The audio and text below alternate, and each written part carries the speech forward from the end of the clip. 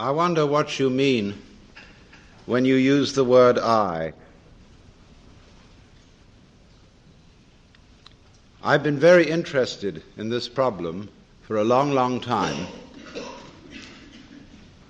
and I've come to the conclusion that what most civilized people mean by that word is a hallucination. That is to say, a false sense of personal identity that is at complete variance with the facts of nature. And as a result of having a false sense of identity, we act in a way that is inappropriate to our natural environment. And when that inappropriate way of action is magnified by a very powerful technology, we swiftly begin to see the results of a profound discord between man and nature. As is well known, we are now in the process of destroying our environment as a result of an attempt to conquer it and master it. And we have not realized, therefore, that our environment is not something other than ourselves.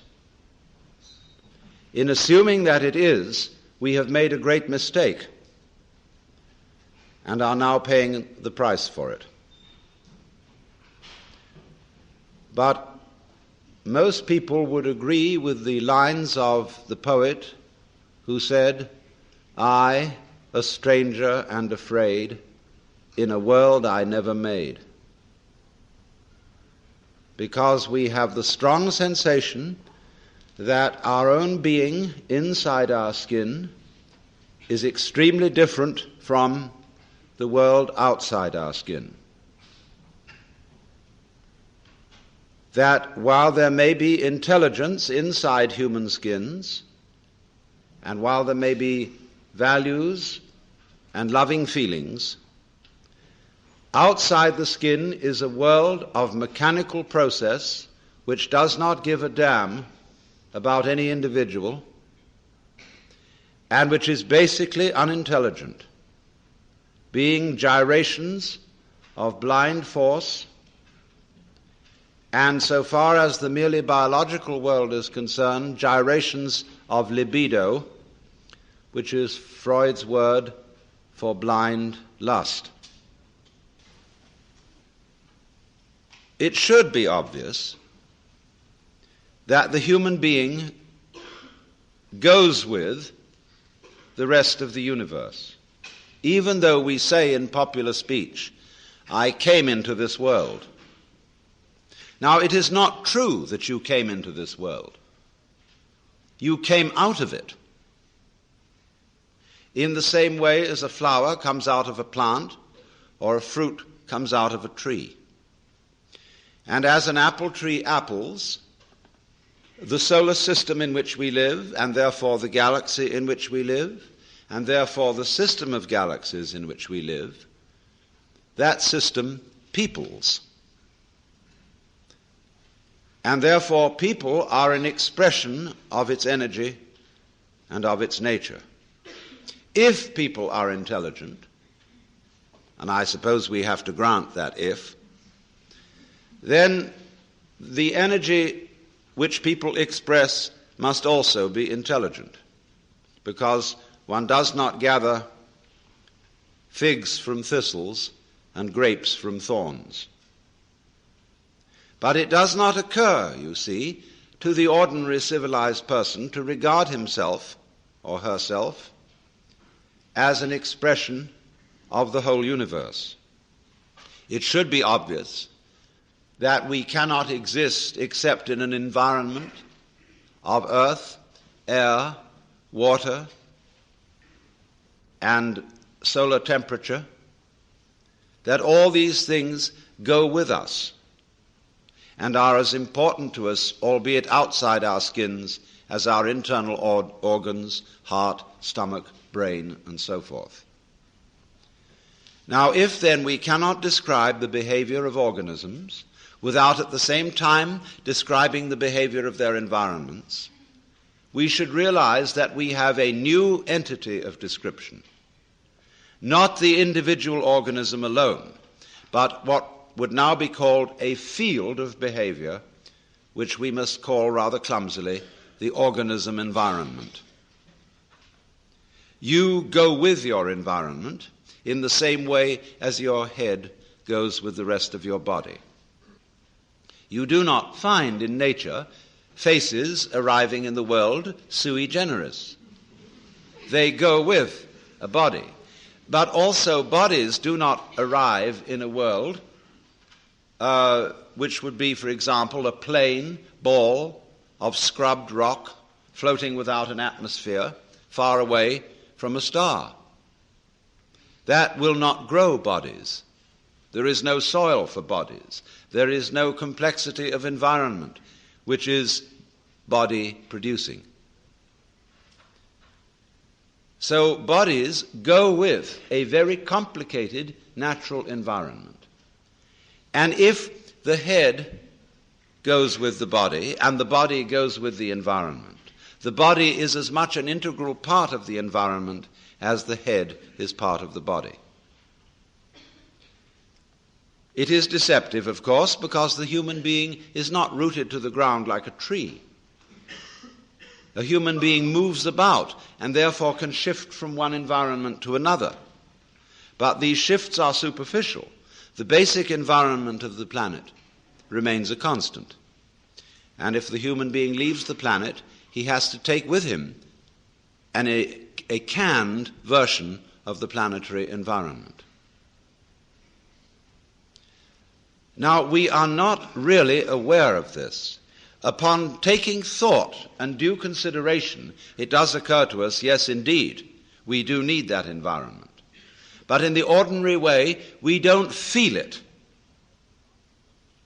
That is to say, we don't have a vivid sensation of belonging to our environment in the same way that we have a vivid sensation of being an ego inside a bag of skin, located mostly in the skull, about halfway between the ears and a little way behind the eyes. And it issues in these disastrous results of the ego, which, according to 19th century common sense, feels that it is a fluke in nature, and that if it does not fight nature, it will not be able to maintain its status as intelligent fluke. So the geneticists are now saying, and many others are now saying, that man must take the course of his evolution into his own hands. He can no longer trust the wiggly, random, and unintelligible processes of nature to develop him any further, but he must interfere with his own intelligence and through genetic alterations breed the kind of people who will be viable for human society, and that sort of thing. Now this, I submit, is a ghastly error, because human intelligence has a very serious limitation. That limitation is that it is a scanning system of conscious attention which is linear. That is to say, it examines the world in lines, rather as you would pass the beam of a flashlight across a room or a spotlight. That's why our education takes so long. It takes so long because we have to scan miles of lines of print. And we regard that, you see, as basic information. Now, the universe does not come at us in lines. It comes at us in a multidimensional continuum in which everything is happening altogether everywhere at once. And it comes at us much too quickly to be translated into lines of print or of other information, however fast they may be scanned. And that is our limitation so far as the intellectual life and the scientific life is concerned. The computer will greatly speed up linear scanning, but it's still linear scanning. And so long as we are stuck with that form of wisdom, we cannot deal with more than a few variables at once. Now, what do I mean by that? What is a variable? A variable is any one linear process. Let's take music. When you play a Bach fugue, and there are 4 parts to it, you have 4 variables. You have 4 moving lines, and you can take care of that with 2 hands. An organist, using 2 feet, can put in 2 more variables and have 6 going. And you may realize, if you've ever tried to play the organ, that it's quite difficult to make 6 independent motions go at once. The average person cannot do that without training. The average person cannot deal with more than 3 variables at once without using a pencil. Now, when we study physics, we are dealing with processes in which there are millions of variables. This, however, we handle by statistics, in the same way as insurance companies use actuarial tables to predict when most people will die. If the average age of death is 65, however, this prediction does not apply to any given individual. Any given individual will live to plus or minus 65 years. And the range of difference may be very wide indeed, of course. But this is all right. The 65 guess is all right when you're doing large-scale gambling. And that's the way the physicist works in predicting the behavior of nuclear wavicles.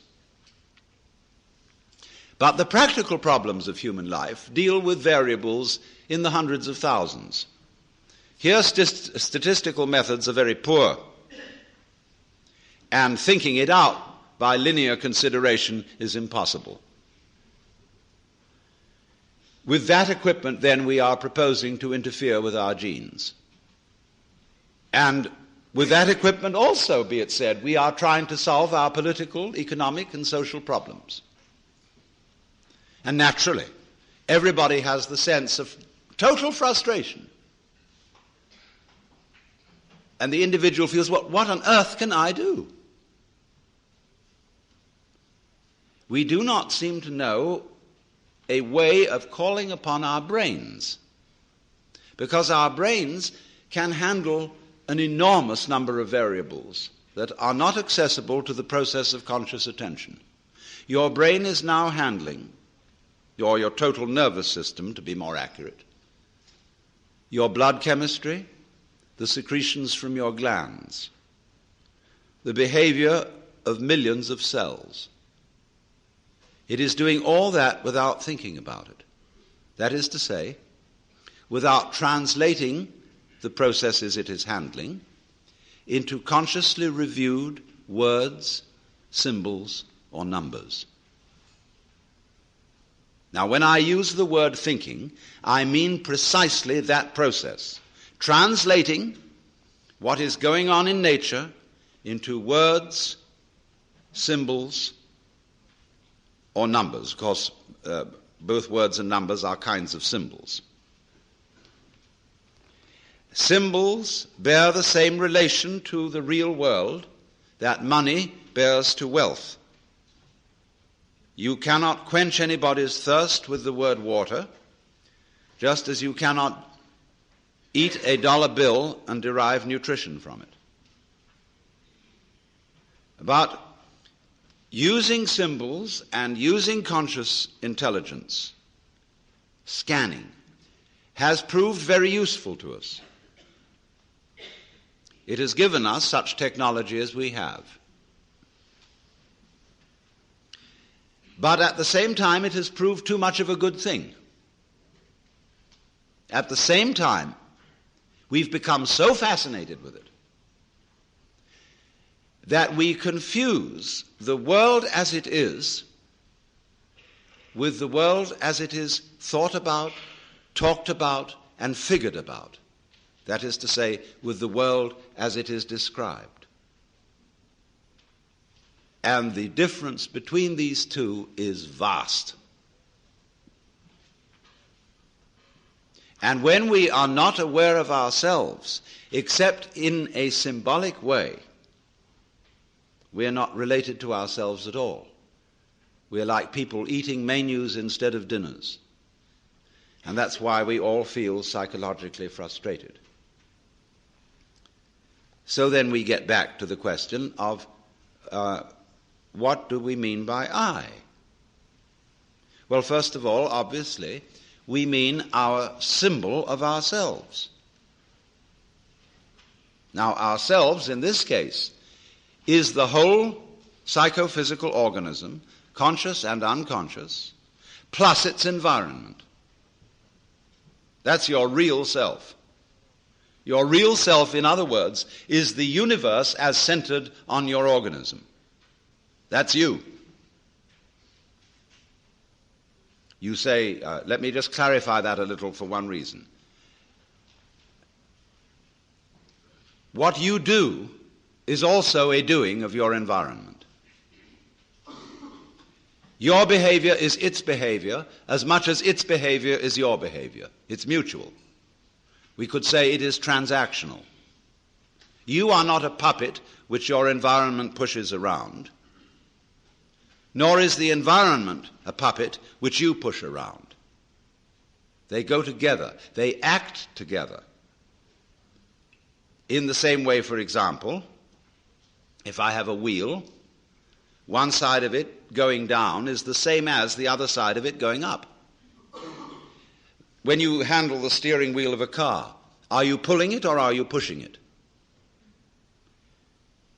No, you're doing both, aren't you? When you pull it down this side, you are pushing it up that side. It's all one. So there's a push-pull between organism and environment. We are only rarely aware of this as when in curious alterations of consciousness, which we call mystical experience, cosmic consciousness, an individual gets the feeling that everything that is happening is his own doing, or the opposite of that feeling, that he isn't doing anything, but that all his doings, his decisions and so forth, are happenings of nature. You can feel it either way. You can describe it in these two completely opposite ways, but you're talking about the same experience. You're talking about experiencing your own activity and the activity of nature as one single process. And you can describe it as if you were omnipotent, like God, or as if it were completely deterministic and you hardly existed at all. But remember, both points of view are right. And we'll see where that gets us. But we don't feel that, do we, ordinarily? What we feel instead is an identification of ourselves with our idea of ourselves, or I would rather say with our image of ourselves. And that's the person, or the ego. You play a role. You identify with that role. I play a role. It's called Alan Watts. And I know very well that that's a big act. I can play some other roles besides Alan Watts, if necessary, but I find this one is better for making a living.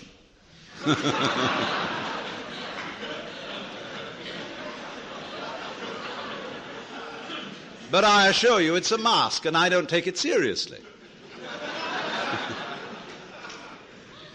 You know, the idea of my being a kind of messiah or guru or savior of the world just breaks me up. Because I know me. So it's very difficult to be holy in the ordinary sense. So I know I'm not that. But most of us are taught to think that we are whom we are called. And when you're a little child and you begin to learn a role, and your parents and your peers approve of your being that, they know who you are. You're predictable, so you can be controlled. But when you act out of role and you imitate some other child's behavior, everybody points the finger and says, you're not being true to yourself. Johnny, that's not you, that's Peter. And so you learn to stay Peter or to stay Johnny. But of course, you're not either. Because this is just the image of you. It's as much of you as you can get into your conscious attention, which is precious little. Your image of yourself contains no information about how you structure your nervous system. It contains no information about your blood chemistry. It contains almost no information about the subtle influences of society upon your behavior. It does not include the basic assumptions of your culture, which are all taken for granted and unconscious. And you can't find them out unless you study other cultures to see how their basic assumptions differ. It includes all kinds of illusions that you're completely unaware of, as, for example, that time is real and that there is such a thing as a past, which is pure hokum. But nevertheless, all these things are unconscious in us, and they are not included in our image of ourselves, nor, of course, included in our image of ourselves is there any information about our inseparable relationships with the whole natural universe. So, this is a very impoverished image. When you ask a person, what did you do yesterday? They'll give you a historical account of a certain number of events in which they participated and a certain number of things which they saw, used, or were clobbered by. But realize at once that this history leaves out most of what happened. I, in trying to describe what happens to me this evening, will never be able to describe it, because there are so many people here that if I were to talk about everyone whom I've seen, what they were wearing, what color their hair was, what sort of expressions they had on their faces, I would have to talk till doomsday. So instead of this rich physical experience, which is very rich indeed, I have to attenuate it in memory and description to saying, oh, I met a lot of people in Philadelphia. And there were men and there were women, and lots of them were young and some of them were old. You know, it's a most utterly impoverished account of what went on. So therefore, in thinking of ourselves in this way, what I did yesterday, what I did the day before, in terms of this stringy, mangy account, all I have is a caricature of myself. And you know the caricaturist doesn't draw you all in. He just puts certain salient features whereby people will recognize you. It's not a skeleton. So we are, as it were, conceiving ourselves as a bunch of skeletons. And they got no flesh on them, just a bunch of bones. And no wonder we all feel inadequate. We're all looking for something to the future, to bring us the goodie. We know we ought to have, there's a golden goodie at the end of the line somewhere. There's a good time coming, be it ever so far away, that one far-off divine event to which all creation moves. We hope. And therefore we say of something that's no good, it has no future. I would say it has no present. But everybody says it has no future. Now, here we are, as it were, psychically starved. And always, therefore, looking, seeking. And this confused seeking is going on everywhere. We don't know what we want. Nobody knows what they want. We say, yes, we think of what we want in vague terms. Pleasure, money, wealth, love, fulfillment, personal development. But we don't know what we mean by all that. If a person really sits down to figure out, write a long essay, 20 pages, on your idea of heaven, it'll be a sorry production. You can see it already in medieval art, whether it is depictions of heaven and hell. Hell is always much better than heaven. Although it's uncomfortable, it's a sadomasochistic orgy. Wowee, hell is really rip-roaring. Whereas all the saints in heaven are sitting...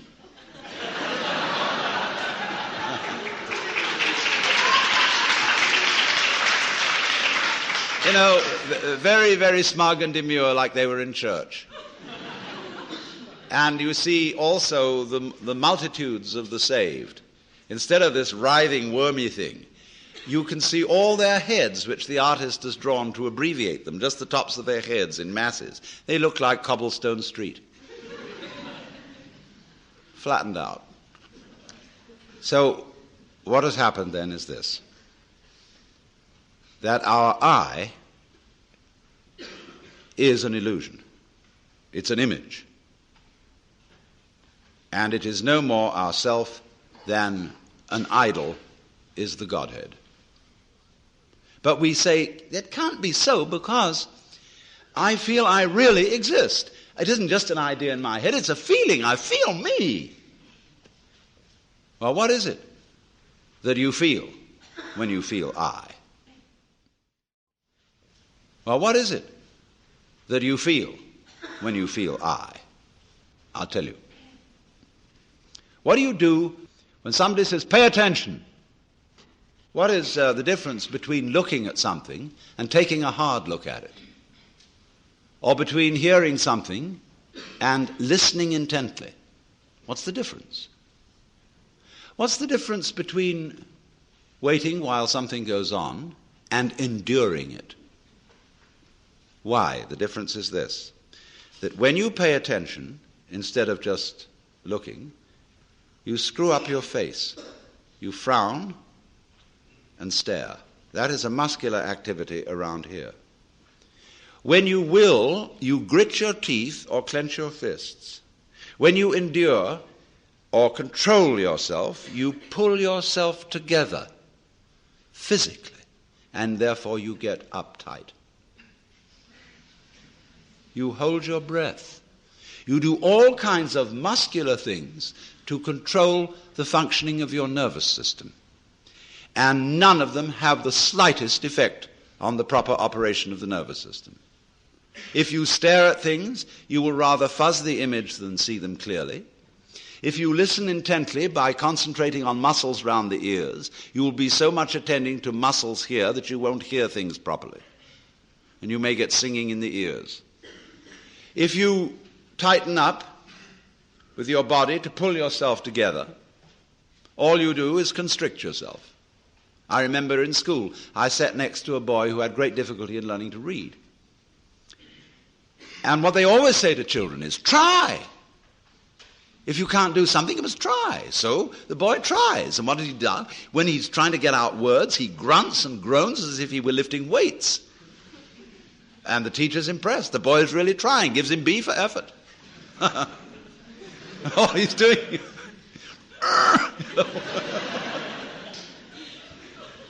has nothing to do with it. Now, we all make this muscular straining with the thought that it's achieving psychological results, the sort of psychological results it's intended to achieve. Now, all this amounts to is it's like you're taking off in a jet plane. You've got a mile down the runway and the thing isn't up in the air yet, and you get nervous. So you start pulling at your seatbelt. That's what it is.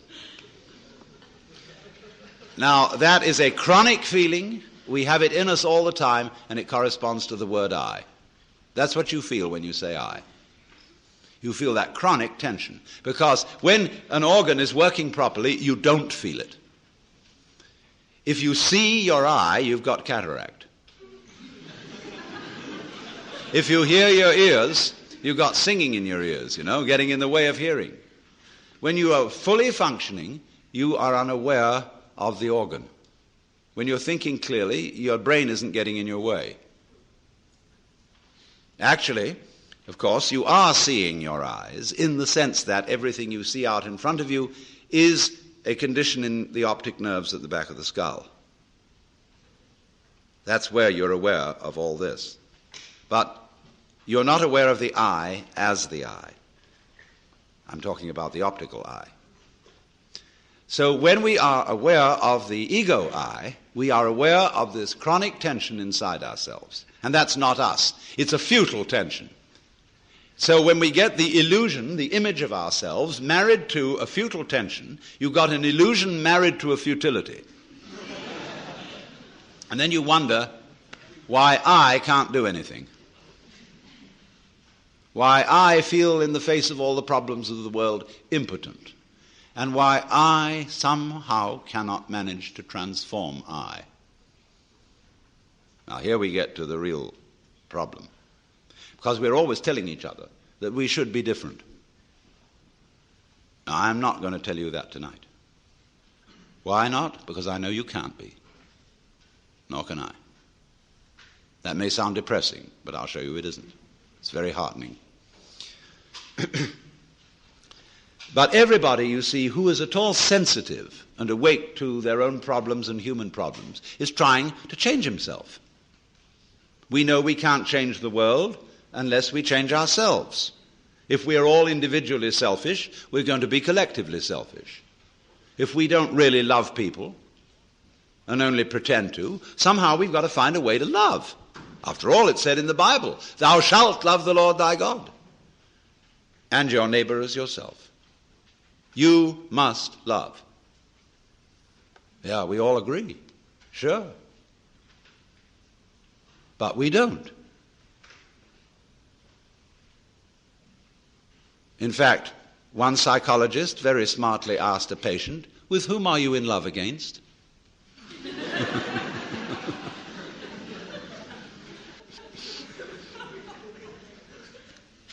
And this particularly becomes appalling when we enter into the realm of higher things, by which I mean spiritual development. Everybody these days is interested in spiritual development. And wisely, because we want to change our consciousness. Many people are well aware that this egocentric consciousness is a hallucination. And that they presume it's the function of religion to change it. Because that's what the Zen Buddhists and yogis and all these people in the Orient are doing.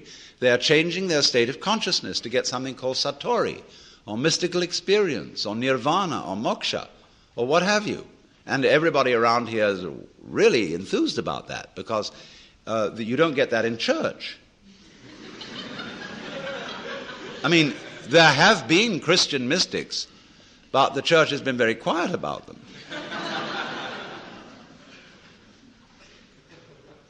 But in the average church, all you get is talk. There's no meditation, no spiritual discipline. They tell God what to do interminably, as if he didn't know. And then they tell the people what to do, as if they could or even wanted to.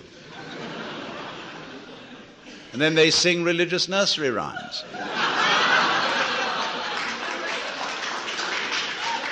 And then, to cap it all, the Roman Catholic Church, which did at least have an unintelligible service, which was, it was real mysterious and suggested vast magic going on. They went and put the thing into bad English. And they took away incense, and they became a bunch of Protestants, and the thing was just terrible.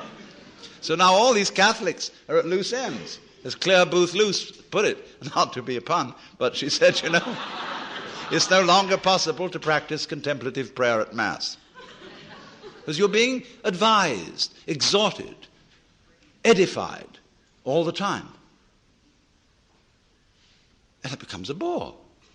Think of God listening to all those prayers. Talking about grieving the Holy Spirit. It's just awful. People have no consideration for God at all.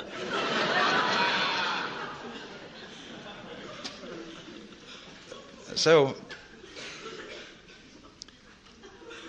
but in pursuing these spiritual disciplines, yoga and Zen and so forth, and also psychotherapy, there comes up a big difficulty. And the big difficulty is this. I want to find a method whereby I can change my consciousness. But therefore to improve myself. But the self that needs to be improved is the one that is doing the improving. And so I'm rather stuck. I find out the reason that I think I believe, say, in God, is that I sure hope that somehow God will rescue me. In other words, I want to hang on to my own existence. And I feel rather shaky about doing that for myself, but I just hope there's a God who will take care of it. Or if I could be loving, I would have a better opinion of myself. I'd feel better about it. I could face myself, as people say, if I were more loving. So the unloving me, somehow, by some gimmickry, has to turn itself into a loving me, and this is just like trying to lift yourself off the ground with your own bootstraps. It can't be done. And that's why religion, in practice, mainly produces hypocrisy and guilt, because of the constant failure of these enterprises. Oh, people go and study Zen,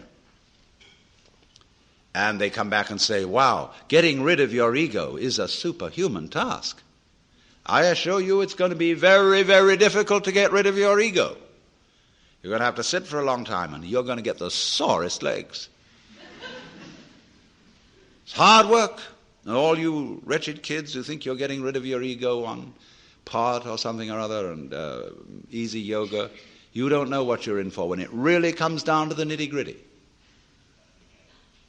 Well, you know, the biggest ego trip going is getting rid of your ego.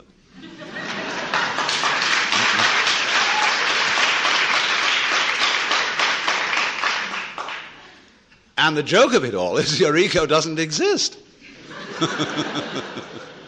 There's nothing to get rid of. It's an illusion, as I tried to explain. But you still want to ask how to stop the illusion.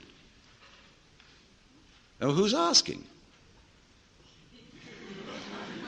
I mean, do you think, in the ordinary sense in which you use the word I, how can I stop identifying myself with the wrong me? Well, the answer is simply you can't. Now, the Christians put this in their way when they say that mystical experience is a gift of divine grace. Man, as such, cannot achieve this experience. It is a gift of God, and if God doesn't give it to you, there's no way of getting it. Now, that is solidly true. You can't do anything about it because you don't exist. Well, you say, that's pretty depressing news. But the whole point is it isn't depressing news. It is the joyous news. There's a Zen poem which puts it like this, talking about it. It means the mystical experience, Satori, the realization that you are the eternal energy of the universe, like Jesus did. It says like this: you cannot catch hold of it, nor can you get rid of it. In not being able to get it, you get it. When you speak, it's silent. When you are silent, it speaks. Now, in not being able to get it, you get it. Because this whole feeling, what Krishnamurti is trying to explain to people, for example, when he says, why do you ask for a method? There is no method. All methods are simply gimmicks for strengthening your ego. So how do we not do that? He says, you're still asking for a method.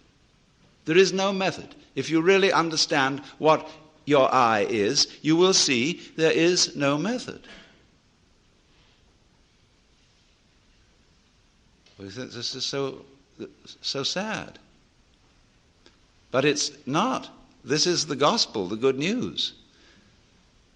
Because if you cannot achieve it, if you cannot transform yourself, that means that the main obstacle to mystical vision has collapsed. That was you. What happens? You can't do anything about it. You're at your wit's end.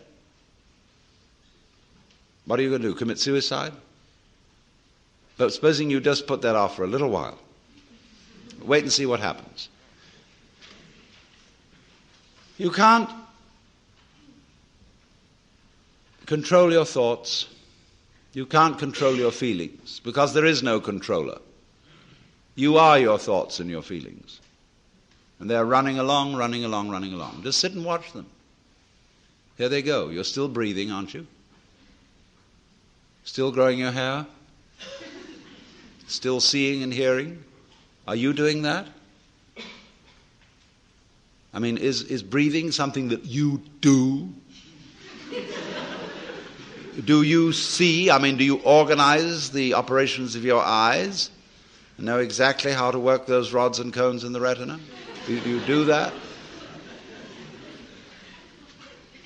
It's a happening. It happens.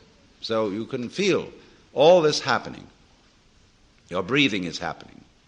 Your thinking is happening. Your feeling is happening. Your hearing, your seeing. The clouds are happening across the sky. The sky is happening blue. The sun is happening shining. There it is. All this happening. And may I introduce you? This is yourself.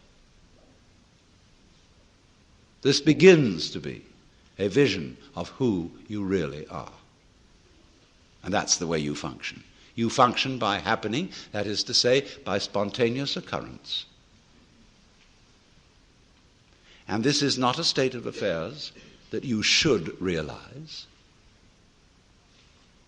I cannot possibly preach it to you, because the minute you start thinking, I should understand that, this is this stupid notion again that I should bring it about, when there is no you to bring it about. See, that's why I'm not preaching. You can only preach to egos. All I can do is to talk about what is. It amuses me to talk about what is because it's wonderful. I love it, and therefore I like to talk. If I get paid for it, then I make my living. And sensible people get paid for doing what they enjoy doing. So this is not you see, this is the whole approach here is not to convert you, not to make you over, not to improve you, but for you to discover that if you really knew the way you are, things would be sane. But you see, you can't do that. You can't make that discovery because you're in your own way. So long as you think, I'm I. So long as that hallucination blocks it. And the hallucination disappears only in the realization of its own futility. When at last you see you can't do it. You cannot make yourself over. You cannot really control your own mind.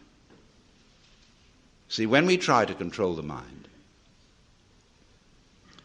a lot of yoga teachers try to get you to control your own mind, mainly to prove to you that you can't do it. There's nothing, a fool who persists in his folly will become wise. So what they do is they speed up the folly. And so you get concentrating. And you can have a certain amount of superficial and initial success by a process commonly called self-hypnosis. And you can think you're making progress. And a good teacher will let you go along that way for a while until he really throws you with one. Why are you concentrating? See, Buddhism works this way. Buddha said, if you suffer because you desire, and your desires are either unattainable or always being disappointed or something. So cut out desire. So those disciples went away and they stamped on desire, jumped on desire, cut the throat of desire, and threw out desire. But then they came back and Buddha said, but you are still desiring not to desire. They wondered how to get rid of that. So when you see that that's nonsense, there naturally comes over you a quietness. In seeing that you cannot control your mind, you realize there is no controller.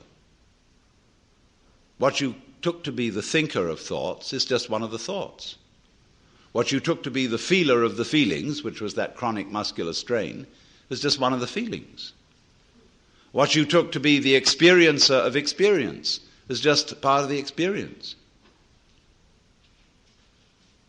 So there isn't any thinker of thoughts, feeler of feelings. We get into that bind because we have a grammatical rule that verbs have to have subjects. And the funny thing about that is that verbs are processes and subjects are nouns, which are supposed to be things. How does a noun start a verb? How does a thing put a process into action? Obviously it can't. But we always insist that there is this subject called the knower. And without a knower, there can't be knowing. Well, that's just a grammatical rule. It isn't a rule of nature. In nature, there's just knowing, like you're feeling it. And I have to say you are feeling it, as if you were somehow different from the feeling. When I say I am feeling, what I mean is there is feeling here. When I say you are feeling, I mean there is feeling there. I have to say even there is feeling. What a cumbersome language we have. Chinese is easier. You don't have to put all that in. You can say things twice as fast in Chinese as you can in any other language. Well, anyway, when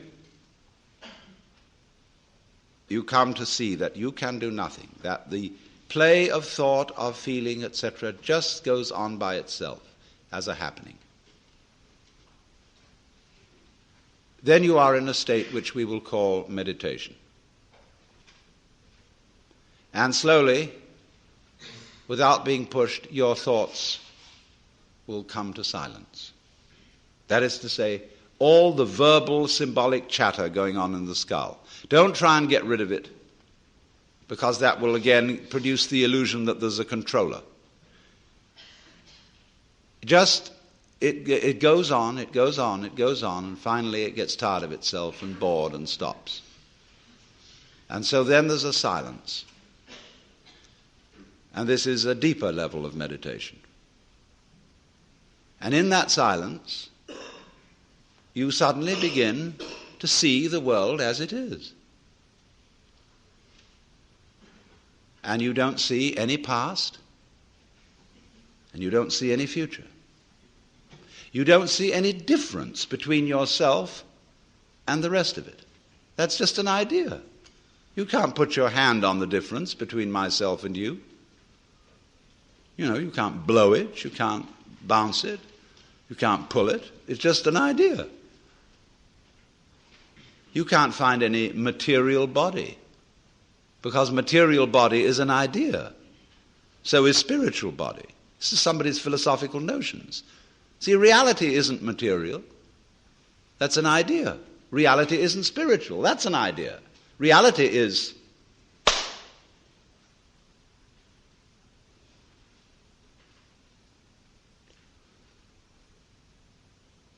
so we find, if I've got to put it back into words, that we live in an eternal now. You've got all the time in the world, because you've got all the time there is, which is now. And you are this universe. And you feel the strange feeling when ideas don't define the differences, you feel that other people's doings are your doings. And that makes it very difficult to blame other people. If you're not sophisticated theologically, you may, of course, run screaming in the streets and say that you're God. In a way, that's what happened to Jesus, because he wasn't sophisticated theologically. He only had Old Testament biblical theology behind him. If he'd had Hindu theology, he could have put it more subtly. But it was only that rather primitive theology of the Old Testament. And that was a conception of God as a monarchical boss. Thanks. And you can't go around and say, I'm the boss's son.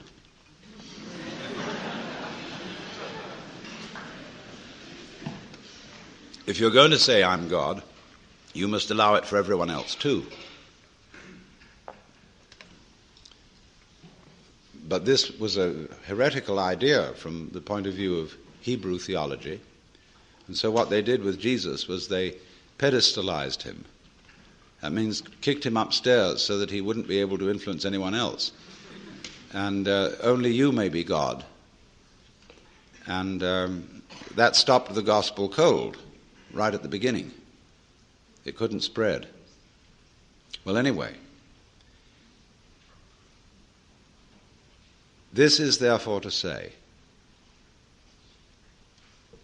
that the transformation of human consciousness through meditation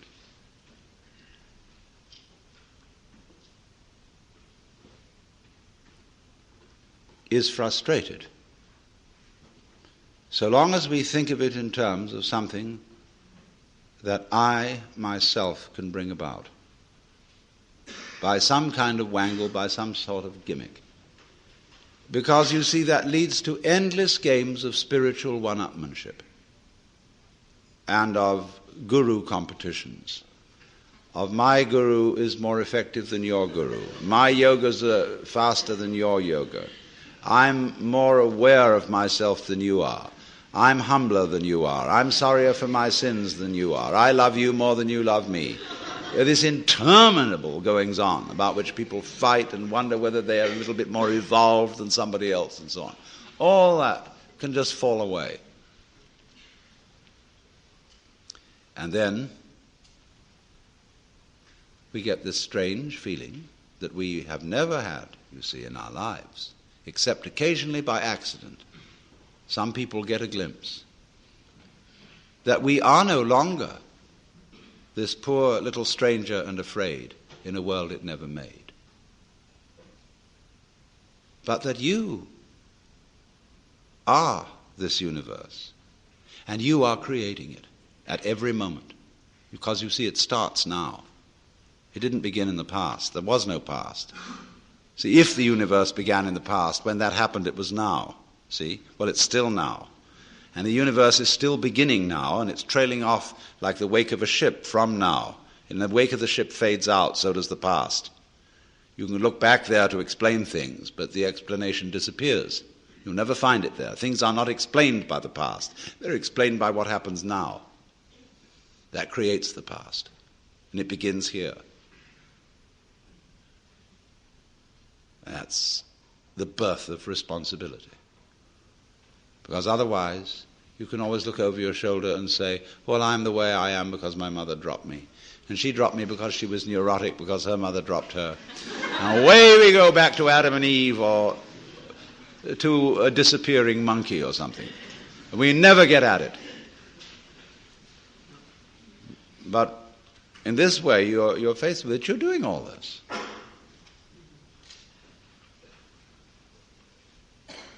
And that's an extraordinary shock.